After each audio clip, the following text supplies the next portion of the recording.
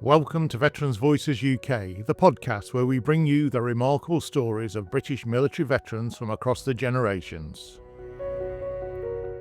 In each episode you'll hear the voices of those who served our country, from the heroes of the Second World War to those who fought in more recent conflicts. But these aren't just war stories, they're stories of life and the lasting impact of military service on those who've lived through it. I'm Matt Lim, and today I'm honoured to share a very special episode of Veterans Voices UK recorded with Arthur Walker, just after he celebrated his 100th birthday. As we sat together, Arthur shared his remarkable life story, from witnessing the Blitz in London and being evacuated to Norfolk, then to Aberdeen, earning a scholarship that led him to join the Royal Air Force. After qualifying as a pilot, he was then asked to retrain as an air gunner, a role the RAF urgently needed at the time. An unexpected turn opened a door to an incredible posting with Coastal Command based in the Caribbean, a wartime assignment many could only ever dream of. In this episode you'll hear how Arthur's grandfather served in both the Boer War and the Great War, and how VE Day became the most unforgettable day in Arthur's long life. But it wasn't all celebration. Shortly after VE Day, Arthur witnessed the devastating aftermath of war in a major German city, an experience that had a profound impact on how he viewed the conflict. Thank you for listening to Veterans Voices UK. Now let's hear from Arthur Walker as he looks back on a century to some of his earliest memories.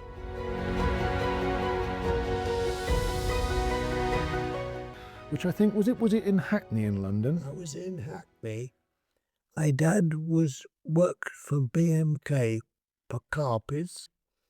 I went to a local school, got a scholarship. I went to Upton House School. I might mention this because it's a lovely school, but it was wiped out and blown up in the Blitz. So I wasn't there and wasn't able to finish my time there because it was blown up.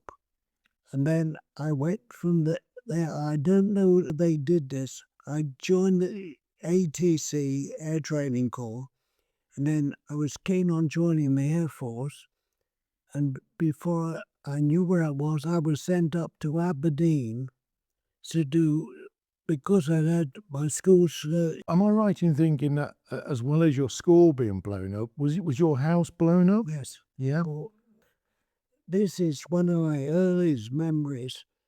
We had the Blitz in London, and we had a flat in the buildings that was made out for a bomb shelter, and we had a terrible Blitz.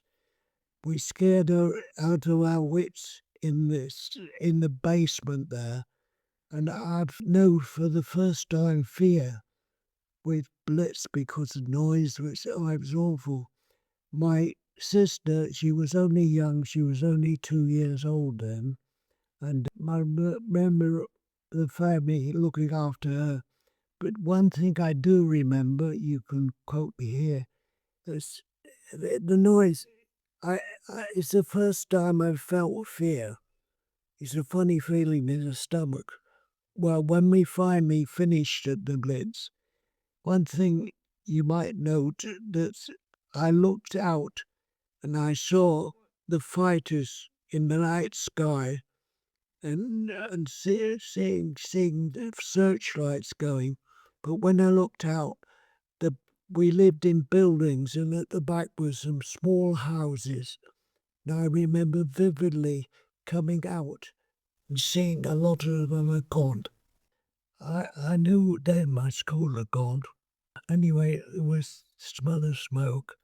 But luckily, my family were shifted up to Leeds because of my dad's job. So we never went back to the flats. But I might mention this, might be interesting. They've been built up as luxury flats in London.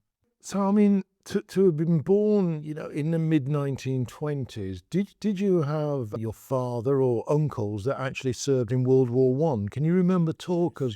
My grandfather has served in the medical corps. In fact, he'd been in the Boer War, my grandfather.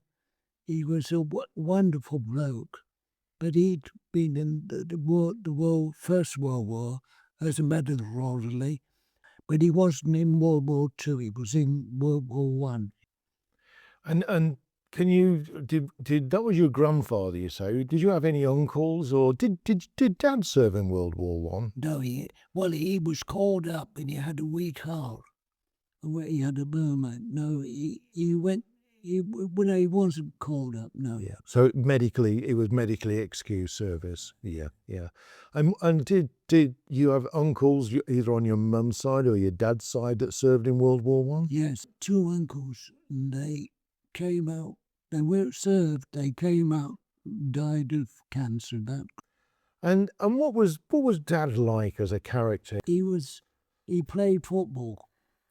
He was goalkeeper for the local where he worked. He was goalkeeper for the team. Keen follower of Lake Norrian. And he took me to loads of matches with the Lake Norrian. And my cousin, that's my mum's sister, guy's boy, went with us sometimes to the football matches. And in my very early days, 10, 12, I played with him when he used to come to the Blitz. And what about Mum? What kind of character was Mum? She was very loving, very good worker, and she was very family orientated because it was a big family she came from. But I don't know if it's interesting to you, but I come from a famous line. My family were related to Murray Lloyd. And my grandfather knew Murray Lloyd well. He used to go and visit her when she was at the Hackney Empire. Unfortunately, my grandmother didn't get along very well with her, but you know Murray Lloyd, what she was like. But my dad knew Murray Lloyd well, and he knew a lot about the family. And yeah, I could tell you another incident to interest you. One of the Lloyd family lived in Hackney, and she'd kept Murray Lloyd's programs. And there was a photograph of Murray Lloyd, Dan Leno, Charlie Chaplin, I think. I'd seen it, of them all in a charaban going for a day's outing. And what about brothers and sisters in this era of growing up? Did you have any brothers and sisters? A sister. Yeah. She was born when I was getting older. And yes, we brought up together. My mother had to bring her up because she had a late in life. She had when she was in her 40s, my mum. But yes, she died fairly recently, but I got on well with her. So Arthur, am I right in thinking then that you had to move school because the school that you had in Hackney was actually hit by the Blitz and destroyed? That's right. And so you were evacuated to, was it King's Lynn you were evacuated to? Yes, King's Lynn. I went to live with a farmer, and whilst I was still school age, but they only sent me to part-time school because they couldn't get organised. And it was during that time that I volunteered through the ACC in London to go to the Air Force. It was when I went to the Air Force and was called up, they sent me to Aberdeen. And I was in Aberdeen 6 months whilst I did the equivalent of school cert. And did you enjoy Aberdeen? I loved it because you might find this was a scheme the Air Force started for people that had, like me, had a chance to sit for schools but wanted to go in the Air Force. To get us up to scratch, they had these PAC courses. I went on one. It was with young lads who were go into the Air Force, and we did school cert, and then we went from there into London to be sent out to our jobs and things. So that was. I can't say I was happy there because I missed my mum, and I've just vague memories of the farm we lived on. Yeah. And the very, very brief and tawdry. We didn't have a great deal of time for school because it was part-time. So at the age of 15, I can't remember, so that I had my early education interrupted. So after King's Lynn then, Arthur, and sort of towards, finishing schooling, by now you're a teenager, you go to Aberdeen, and am I right in thinking it's sort of like, it was a quite unique, because you lost your earlier school in London, it was sort of a scholarship in Aberdeen to enter the RAF, is that right? Right, that's right. Yeah? It's forgotten, I think, by a lot of people. There were 2 or 3 schools, but this one in Aberdeen was in King's College, and it was my introduction to higher education. I loved it. We were semi-Air Force because we had PE, all the things, and also I could play football because we had a football team. But then from there, I went to London, and that's where my life started again. So by the time we left Aberdeen and come back to London, we've joined up and we are in the RAF. Yes. Yep. And can you tell us a little bit about those early days into the RAF then, Arthur? Briefly, first of all, we were rather poor. We weren't well off. I remember I went down to London and at the medical things, and then I was quick kitted out with underwear and things. For the first time, I got decent underwear, thanks to the Air Force, but we hadn't any money much. And so we had basic training in London before we were posted into our various things. Yeah. So this is a time in London when the Blitz had finished now, isn't it? And It was finishing. yeah. It was over, so we never went back to London where we lived. No. It was ruined. Yeah. And where did you go to after you'd done that initial basic training in London, Arthur? I was in London, and then I went to Scarborough, and then I was Air Force 18. We did ITW, and then we did the usual things for aircrew training. And I was selected when I was there to be pilot navigator air bomber. And we did the initial training wing. We did all sorts of things for training as recruits. But this was where there was a turning point in my life, because I know it's boasting, right, but we were losing so many air gunners. And we were called into a meeting and said, would we transfer from being pilots to become air gunners like before? No, it turned out well for me. Volunteered, young and foolish, to be an air gunner, because at that time, it was, I'll be honest, perilous. We were losing more air gunners than the pilots. But it meant I forfeited going to Canada. So instead, I went to air gunnery school in Stranraer. And there I did my initial training on. And which particular aircraft? Can you remember the aircraft that you were there, that you trained on? Do you have a little, oh God, not the Able and Rapid. I can't remember the name, did they? They were early aircraft that were used for training purposes, but they were used for real aircraft, but then they were redundant, and then we were used for training. It is an interesting thing. We used to go firing in islands, and because they were sitting targets. Yes, I was Stranraer. It was very interesting. Did you enjoy Stranraer? Did you get much of a social life in Stranraer? Yeah. This was interesting. There was a web unit nearby.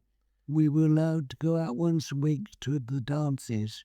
Beverly chaperoned, heavily chaperoned, but we did get social. But it rained and it rained and it rained. We had to extend our training period because we hadn't done enough airtime. And it was there that my life started. There I got me Bravery, which I'm very proud of. And then I was an air gunner, Air Force. And then the next big stage was Coastal Command. So it was while you were actually in Stranraer that you got a selection and got posted into Coastal Command. Well, yes, I was. If you want to know, this was strange, really, because I was posted to Morecambe, RAF, and I thought I was going to go onto bombers because that's where all the casualties were. But instead, I went into a room with some others. The officer said to me, he said, "You're a lucky bastard. I tell you now." He said, "Why?" He says, "Well, you're not going on coastal command." Oh, he says, "No," he says, "You're not going on bomber command. You're going on coastal command." I thought, that's great. Then the next phase, I had to go to a holding unit. Then before I knew where I was at Liverpool in front of the Mauritania, going on a boat to take some wounded American airmen over to the States. And I thought, God, that's a strange thing. I don't know why. So it was. So you end up in America, but you actually go over on the Mauritania, which was essentially a hospital ship returning injured Americans. Can you remember that sailing? I remember it well. We went. It was only 25, 30 of us, got all air gunners, and we went to Liverpool. Then we arrived there, and there was the Mauritania. It was a troop ship, so it was heavily armed. And then we got on board. So there's a hospital ship, and you're going to be dem gunners. And it was a big gun at the rear end of the ship, and we were part of that. We were not air crew there. We were part of the crew of the ship, and we had a tryout of this gun. Oh, it was awful. But this was something you might find interesting. As it was run with Americans, it was their PX with chocolates and things wrote to us. And I'd not tried chocolate and things. And we're all being greedy skulls. Yourself on chocolate. You can imagine what happened. We got out to sea, and it was rough. And they all came up, of course. And it was so rough that we hit a storm, got rid of all the sickness, but it was so bad that they'd roped up the ship because you couldn't stand on deck. It slid all over the place. And luckily, they anticipated this, the crew. There were ropes all over the place. And so we slid. Oh, it was awful. And then we were at sea about 10 days. But after about 4 or 5, the storm was all back to normal. I thought, well, what are we doing in New York coastal command? And you weren't allowed to find out. And they got a few of us in the YMCA gave us some dollars to spend in New York. And when we were in this YMCA place, we got a lot higher up Americans and Brits. Said, well, you lads, you're going to go down in Coastal Command. You're going down to Florida area to the Southern Atlantic. I thought, oh, well, what were we doing in New York? Now we to go down to the Southern Atlantic. Then he said there was something about, as the Air Force always did, there was some difficulty. So he said, we're going to put you on a long-distance train. There's only about 25 of us. He says, and you're occupying part of a long-distance train. You're going all down the whole coast of America to Miami, and then you get to your boat, you're going to the islands. Then I thought, God, I must admit there's something for you to think about. We were treated like lords because we brought their lads home. We were treated like lords there. So the bottom line is then that although it was a surprise crossing the Atlantic, you had a really good time in New York and really enjoyed yourself there. We went down the whole of the eastern coast of America to Miami. It was a long journey. And I remember things on the trip. I remember thinking how different each state was as we went. But I remember Georgia most of all, because we had to stay there to get something done with the engine or something. And I can remember the smell of magnolia. I opened the door and I smelled magnolia, and I got that feeling of the deep south. It was incredible. You're only 18. Yeah. You actually jump on this Mauritania, which is a hospital ship, and you go across the Atlantic through the storm. You're returning wounded Americans back to New York. You're greeted as almost heroes because you protected them coming across the Atlantic and you got them home safely. And the next thing is this massive grappling train that goes down the length of America, and you find yourself in Miami. Is that right? That's right. That's right. Yeah, that's just a sight. You no idea how I felt standing in Times Square after the Blitz. Oh, I couldn't believe my luck. There were some film stars there boosting American bonds and things. So there was a lot going for us, treated like lords. And what about Miami? Well, it wasn't like it is now. It was a place for retired rich Americans. We're down there. We had to stay because we're going to get the boat over to the islands. But Miami was posh.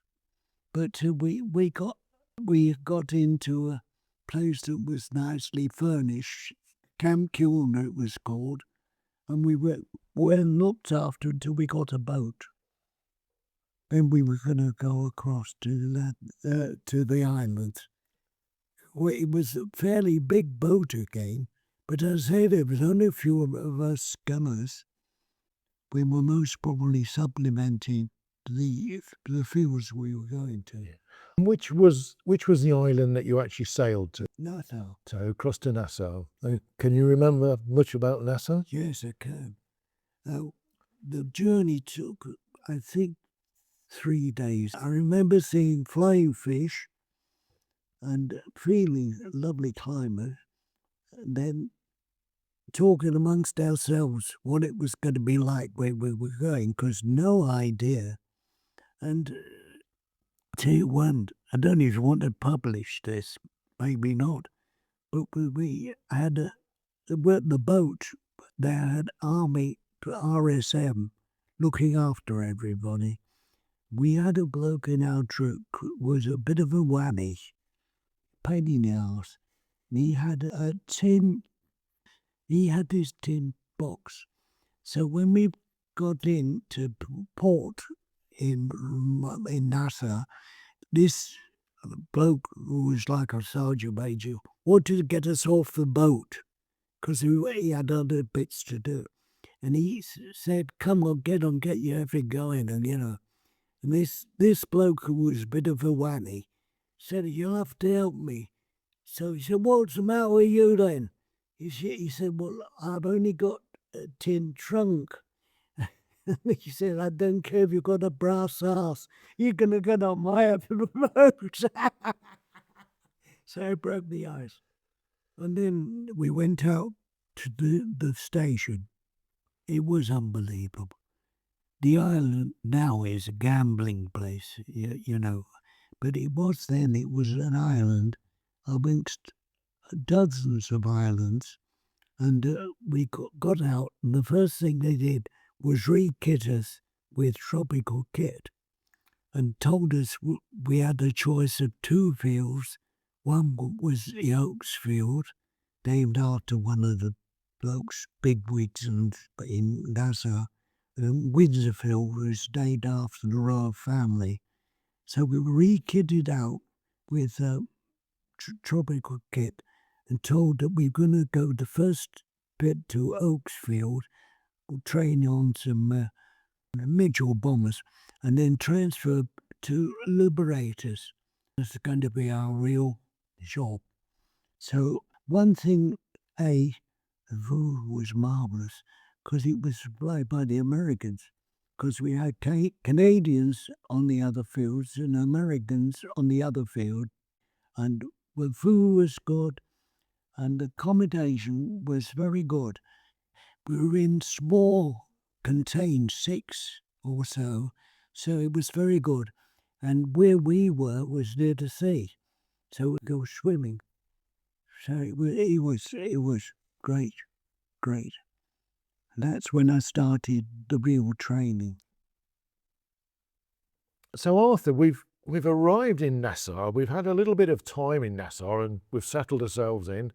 We're living in some fairly comfortable accommodation. We have a lifestyle that means we can go and have a regular swim and that. When did the training start, Arthur? They started within a week. Now, if I briefly can tell you, people think Coastal Command. Well, the things that Coastal Command were doing then, I'd briefly tell you, we were hunting submarines.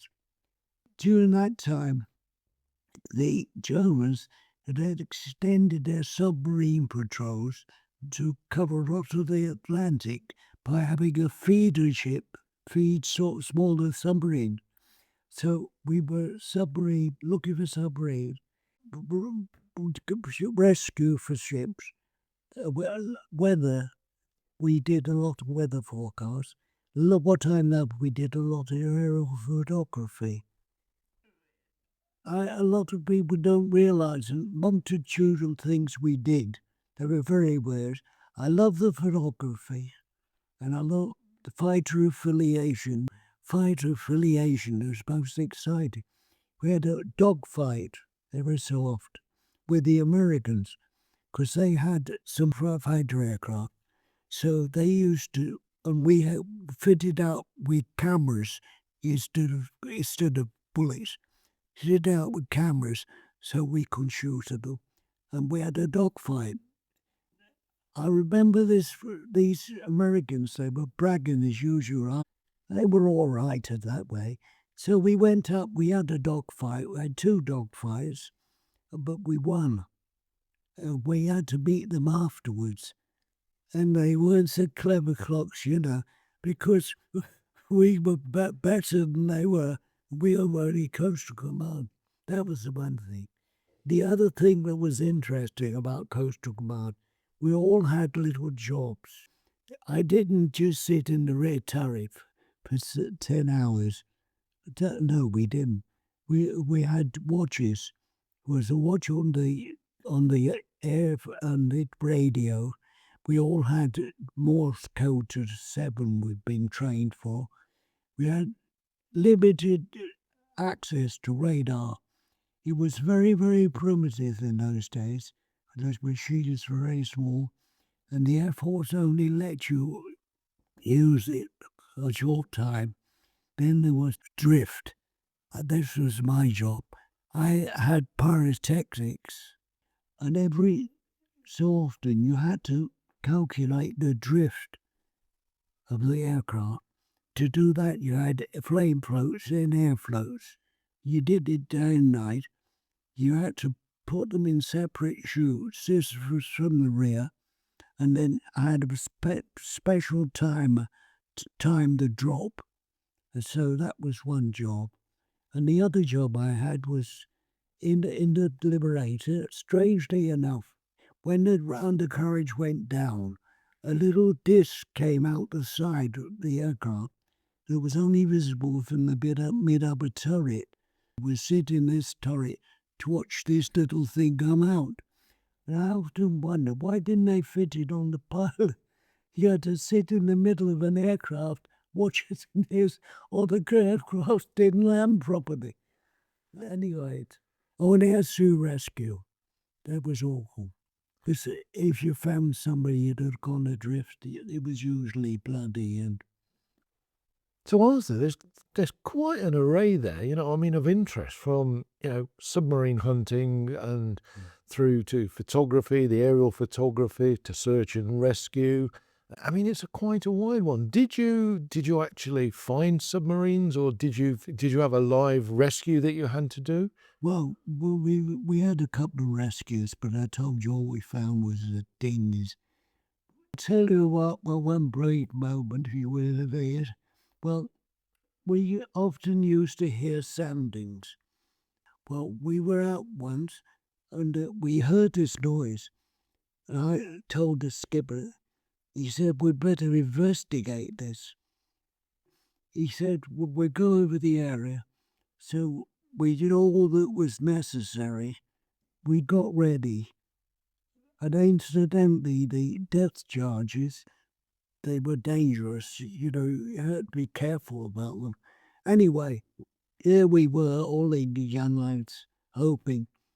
And we just at the crucial, this is true, just at the crucial moment, it blew. It was a whale. Bloody, oh, God. So you did the submarine hunting to find it was a whale. What was that moment like on the aircraft when you realised what it was? We laughed. And when we got back, we daren't say too much about it in the mess, because you look such a bloody fool. It was an enormous whale. When you were out there, did you actually come across a submarine at all, or Soundings. or any soundings, or did you other than the whale? Did you come across? Occasionally we had something. We had to be very careful because they still want to economize. But then the odd occasion we did it with the real things, and it's quite horrendous. They didn't want us to have too many dummies because it's a waste of money. Time, and you say you were there about a year. What did you do after that year was over, Arthur? I we had the air gunners, we had a meeting, and they said, well, we send you out to the Far East for the East Coast of the Japanese War. We started preliminary training for that by spotting aircraft and spotting airships and all that sort of thing. And then, by chance, I was with a group called in, and they said, we're not sending you to the Far East. We're sending you back to UK. I thought, well, they said, well, we're going to send you for flight control.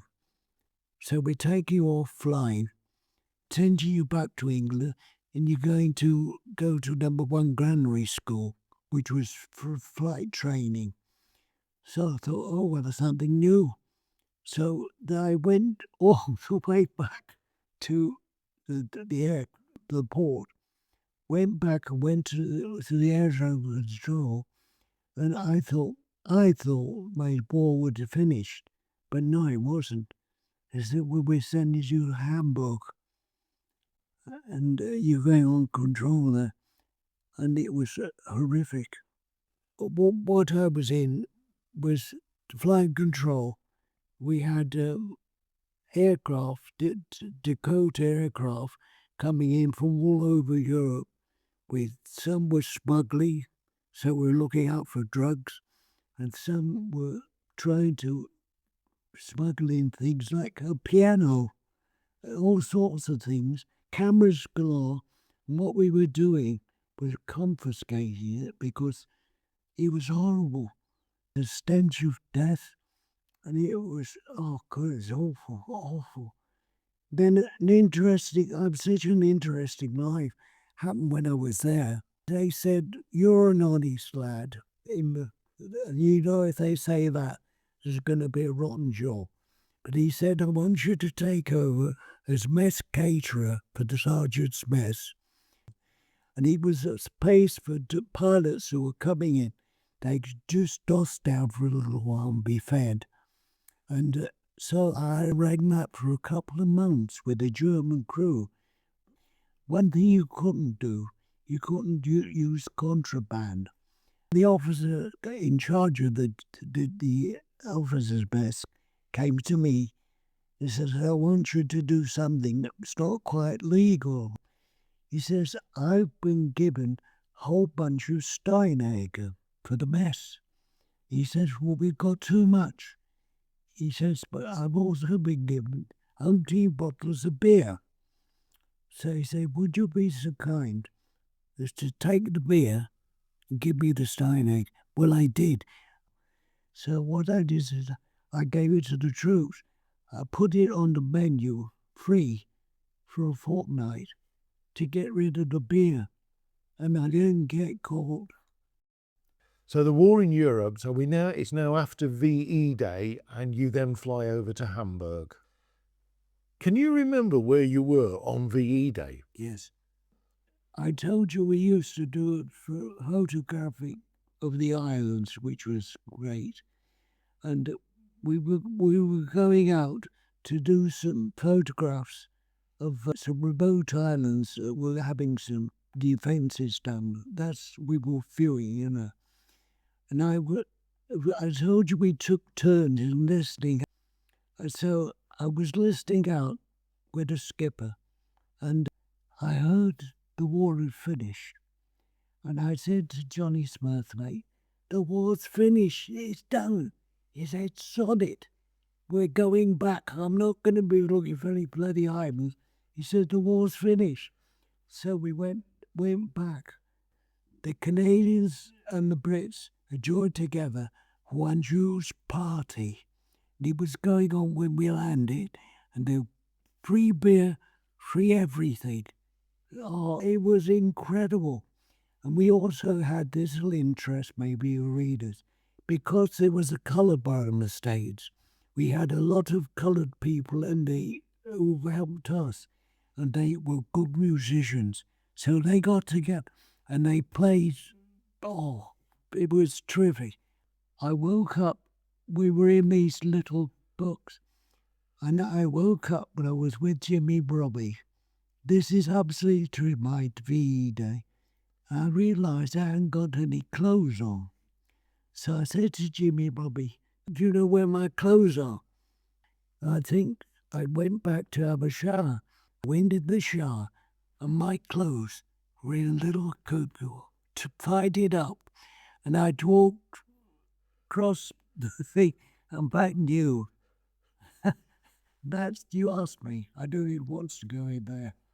But that was my VE Day. So you'll always remember VE Day. God, I'd never forget it. Very, very different from the celebrations that is so often publicised of people in London. No. And do you mind me asking you, Arthur? I mean, there was the Americans there was the Canadians there. I mean, that sort of, multinationalism must have been amazing. How long did the party last, Arthur? 3 days. About 3 days. Because we re-landed in the middle of it. That was my VE Day. I was reading the other day about people who were flying when the VE Day was on. But I can't describe it. Would you say, look, I mean, you celebrated your 100th birthday just a couple of weeks ago. Would you look back on that 100 years and say that VE Day is possibly one of the most memorable moments of your life? Yes, it was. Because it was, many ways, it was the last time I flew in a Liberator. So VE Day really was a marker in the sand for you. You finished with Liberators, and then it was the move to University. Well, it was a move across to Hamburg first, wasn't it? Hamburg. Yeah. The Hamburg, it was so awful. I must tell you a little thing about Hamburg. I mean, when the war finished, so I hated the Germans, naturally. But I got to know them better. Herman, he was a head waiter at a very posh hotel in his civilian life. I must tell you this, because they were short of everything. They wanted a simnel cake. So I bent the rules, and this is absolute story. I gave them the stuff for this simnel cake. And when they made the simnel cake, they were going to invite me round to what was their hovel of a house. They had the simnel cake and a candle burning in the pots, and these kids around, and I was sitting there. And I mean this sincerely, as I sat there, I thought, oh, I'm sitting here with the enemy, Germans. I've seen dead bodies. I've smelled dead bodies. How awful is war. I'm sitting there looking at this candle burning, these Germans. That's my last thoughts on Hamburg. That is quite a moving moment, Arthur, isn't it? Did that make you think very differently about your experience of the war in that moment, sitting with a German family? I did. Because I started this talk with the Blitz from London. So Germany really was a broken nation from your vision at the end of the war. It was terrible. Just to show you the thing, I don't know if you put this in, destruction. When I was doing this mess catering, there was a high-up German official woman who wanted to go to see the opera, because they allowed opera, but you had to have a Brit with her. So it was the magic flute. It was with the Hamburg State Opera. So I thought, is there a state opera left? So they escorted me with her. But what astounded me was the set and the opera were actually on what was left of the stage. And that reminded me. So Arthur, with VE Day, we go across, we end up in Hamburg, which is, as you've just said, is possibly the worst part of the war for you and the worst part of your service. But am I right in thinking that, that you then go on to yet more education and you end up in university in York, where you learn to be a teacher? Is that right? That's right. I first of all came back and then was told I was going to, I got a wonderful place because in the student accommodation, I was in part of the new wing. I've been a lucky sod in my life, and I was opposite York Minster's entry. Yes, well, I was advised to go there because it was good. It was good. Yeah, it was wonderful. How long were you there? And what was the subjects that you did there for teaching? We did English, of course, psychology, a little bit of history, a lot about young children, hygiene, and then afterwards, this is later, I went to the University of Hull, took a master's degree. And so, following this education, where did you start your teaching career after? I started my teaching in Leeds. I went to a tough working class area with tough working class kids, and it was baptism for me. And then I went from there to be teacher in a country school. And then I went a short time to York Minster, teaching the Minster School, which I got to know the dean. And the dean said, put you forward for a headship at Startford here at Leeds. And there's got some accommodation. And I got the job. I taught for 20 years, 25 years. But I also, in my past, I've always been interested in teaching theatre work, my background, I suppose. But I did a lot of work with acting. And another story, continue another story. Well, my nephew, his wife, his girlfriend, came to visit me recently. And she mentioned, have you ever heard the Ralph Reader, the gang show? Well, she's doing some work with the gang show. She does little amateur work. And I said, I was in the gang show when I was 12 or something. She said no. So she rummaged through her memoirs and she found the program of the show I'd been in. And so she also found in the cuts list my name. So I said, it shows I wasn't shooting a line. What a coincidence. So Arthur, so you qualify, you teach in, from your own description, a real hard-working school in Leeds. You then go on to York, and you eventually become a headmaster. Where did you serve your time as a headmaster? Was that in York? No, here. Startford is a small. Well, it's closed now because they closed a lot of the schools. So this is how you ended up here in County Durham, is it, as a headmaster? Can you remember your early days as a headmaster then in County Durham? Yes, I can. They were very happy. I had a school in those days that were partly service people, because down at Deerbolt there was a small service station. So for many years, I had partly people who were service people and partly people who were local people. But it was a very happy time, very happy. And how long did you serve as a headmaster? Oh, God.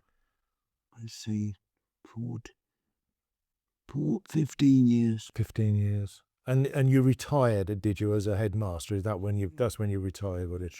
And dare I ask you, Arthur, how old you were when you did retire? 59. So you was 59. But I've been told, Arthur, that you may have retired at sort of going on to 60, but you didn't actually hang your boots up at that time, did you? You went on and qualified again, didn't you? Yes, yes. Well, I'd retired early, and I thought I don't want to waste my time. I went down to the social service and asked if I could volunteer. They said, well, we're just starting up a class for people who have had strokes in Darlington. So I went along and I started a stroke club, and I ran it for about 4 years for people who had strokes, visiting speakers, people with speech therapists. So it was different from what I've been doing. And how long did you carry on doing that for? I mean, when did you finally call it a day and retire from working? About 66, 67. So the mid-60s before you actually called it a day? Yeah, that's right. Yeah. Arthur, it's a well-known phrase that behind every good man, and I mean, 100 years old, you've had an absolutely incredible life. But it's a well-known phrase that behind every good man, there is a good woman. And I believe you were married for many years. Is that right? 70 years. So you were married for 70 years, yeah. And it was Margaret, wasn't it? Yeah. Can you remember the day you met Margaret? Yes, I can. She was a very clever woman. She had a degree, and she was teaching older children. We were on school camp, and we just gelled. I knew almost from the first time I met her I was going to marry her. We met in the January. We married in the March. Her father was a worker in Bernardo Homes, and he was an ordained priest. Well, we saved up to buy our first house, and we always got on. I did several plays, well-known plays, acting things. She was in my shows, and I was directing her. It's not easy directing your wife in a play, but anyway, and she was still full of bright spirits when she was here. But then she got cancer, and it was God. I miss her something awful. Miss her something terrible. So the two of you lived together here in the care home for a while together. Yes, we were here for about 6 months. Yeah. And what about children, Arthur? Well, they've always been useful. We had a good upbringing. My eldest, he's a graphic designer, and he went to university. John went to university in LSE. He's got a language school in Spain. And my younger daughter stayed in London and married. But oh yes, we were always a happy family. The only thing I would add, I miss my wife very much, and I'm sorry she's gone. I, just coming back to Margaret, I mean, what was the great times you had together? What was the really memorable times the two of you had? Well, we went to Canada, went to Australia, went to Zimbabwe, went to America, and for our honeymoon we crossed Canada. So we travelled a lot. Can you remember your wedding? Well, first of all, I had a lot of help for the wedding from my fellow teacher at the first school I was at. He was in the country, Borough Bridge, and we knew the priest very well. My wife was a bell ringer, so we had the bell ringers at the service, and the church was decorated beautifully because he had lots of friends, and it was a lovely day, sunny day. You couldn't wish for. And we went to Grassington, you know Grassington. We went to Grassington for about a few days, then went to the Lake District. But, yeah, I mean, it was a wonderful marriage. We had so much in common. And even now, I'm in my room, I've got some poems that she wrote in a little book. Anyway, that's it. Arthur, if I remember right, your birthday falls on Burns Night, the 25th of January. 25th of January, 25/1/25.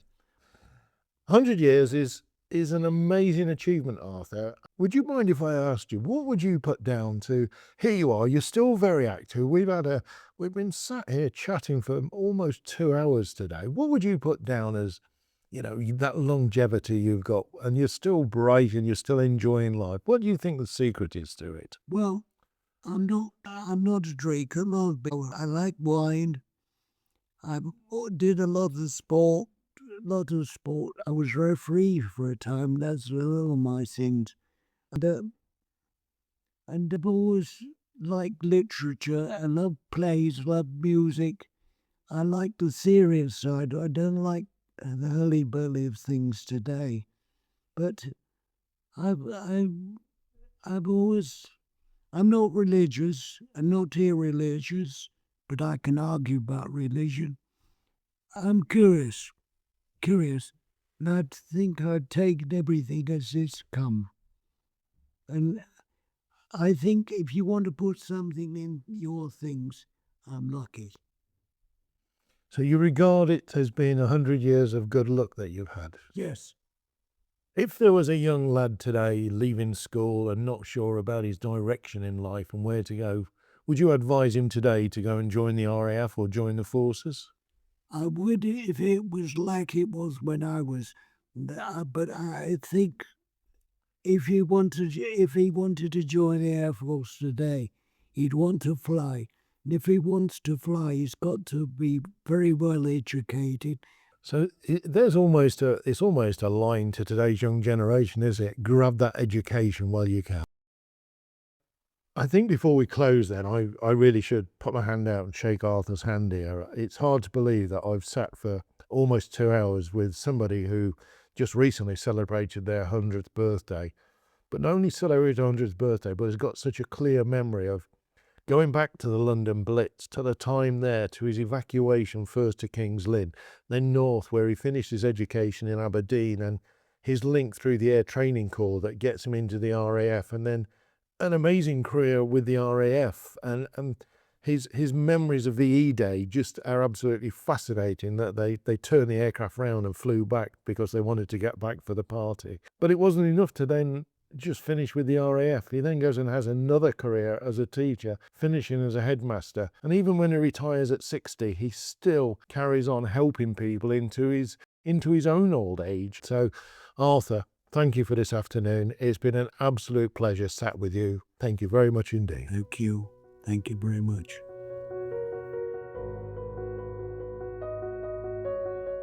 And to you, our listeners, thank you for joining us to hear Arthur's remarkable journey. If this story has resonated with you, I invite you to explore more episodes of Veterans Voices UK, where we will continue to share the experiences of those who answered the call and served their country, with courage and with resilience. These aren't just stories from the past, they're a living legacy. By listening, following and sharing the podcast, you're helping to ensure that these voices are heard, are remembered and honoured for generations to come. So please follow Veterans Voices UK on your favourite podcast platform, leave a review and consider sharing this episode with someone who may appreciate Arthur's incredible 100-year-long story. To find out how you can support the podcast or get involved with future episodes, visit our website at www.veteransvoices.uk. But most of all, thank you for being part of our community. We look forward to welcoming you back next time, but until then, I'm Matt Lim, and this has been Veterans Voices UK.